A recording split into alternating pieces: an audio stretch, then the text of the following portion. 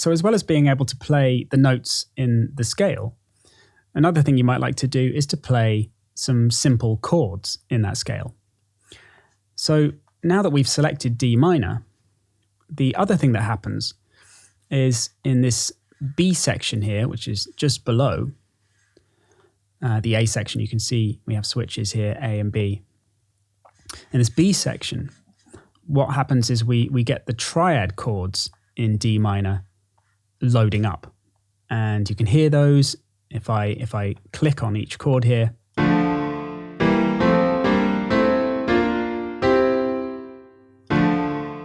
And you can also see the notes in those chords on the keyboard above when I just hover over them. But an even easier way to play this is, again, using my keyboard or my computer keyboard, just by binding this section to the keyboard. And you do that using this B switch here. So now it's bound. If I play these notes, so from C2 upwards, not up here, from C2 upwards, again, just using the white keys, I can then play each one of these chords in turn.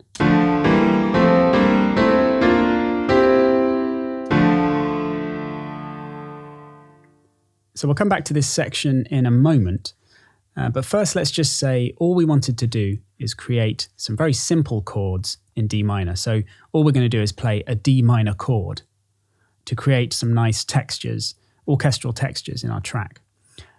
Now to do this, one way is just to take this D minor chord and just drag it down into the bottom section here. Now this C section, as you can see by the C switch at the end here, is where you can kind of create your own chord progressions. So this is the bit that you can fully customize.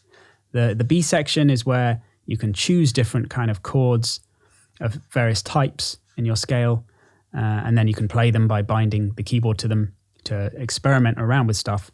And then once you found chords you like, you can just drag them down to the lower section here to build your own pattern. And with Scalar 2, you actually get quite a few different pattern options here. So you can actually build up whole songs by creating multiple patterns. But initially, like I said, we're just going to do something very simple just to work with the root triad of D minor here. So if I want to play this chord on its own, I can just bind our keyboard to this lower section, and you can see now, playing that same C2 note, we can play this first chord here.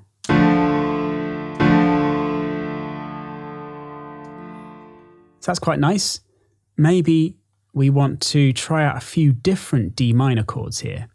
So one thing we could do is just copy this chord into the next slot here, which I can do by holding down the Alt key on my keyboard, just like when you're copying clips in a DAW, for example.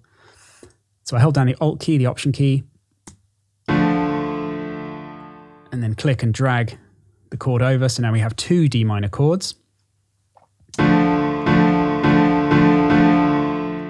which I can trigger using the C and D keys, as you can see there.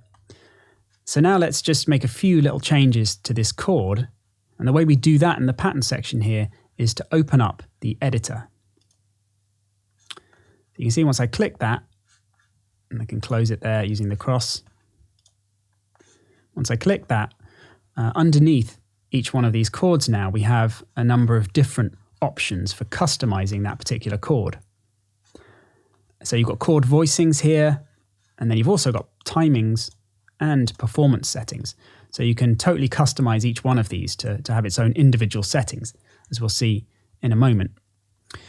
First though, let's just work with some of these simpler controls in the voicings section at the top here. And the one I use the most, or the two I use the most, are the octave and inversion options. Semitone transpose you're probably going to want to use less often. So what we could do, for instance, with this D minor chord here, we might want to take this one up an octave.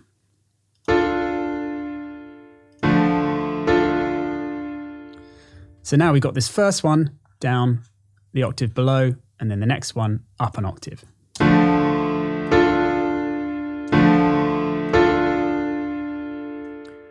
So that's very, very straight, very regular chords. But a nice thing here is you can also create inversions. And if you taken my music theory course, then you'll have more of an idea about inversions. But essentially, an inversion literally just moves the notes of a chord around. So at the moment, when we play these two triads, we're jumping up and down in octaves. But if we instead try a different inversion, what it does is it just moves individual notes up and down an octave. So this, for example, lowest D in that lower D minor chord will get moved up to the top. And then the F gets moved up for the second inversion. And then when we move up the A, we then move to our chord an octave up. So it allows you to move a bit more smoothly between chords, but without actually changing the chord type. So what I could do is try bringing down the inversion in this second chord here. So now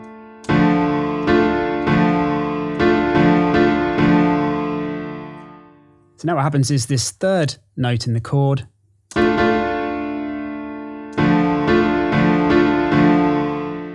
stays where it is, and the lower two notes go up the octave.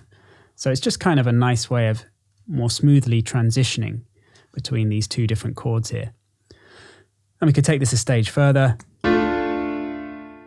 by just copying it over, and then for this next one, maybe come up to the regular triad chord, non-inverted chord, up an octave for the third one here. So now we can play these 3 D minor chords using the C, D, and E notes on our keyboard.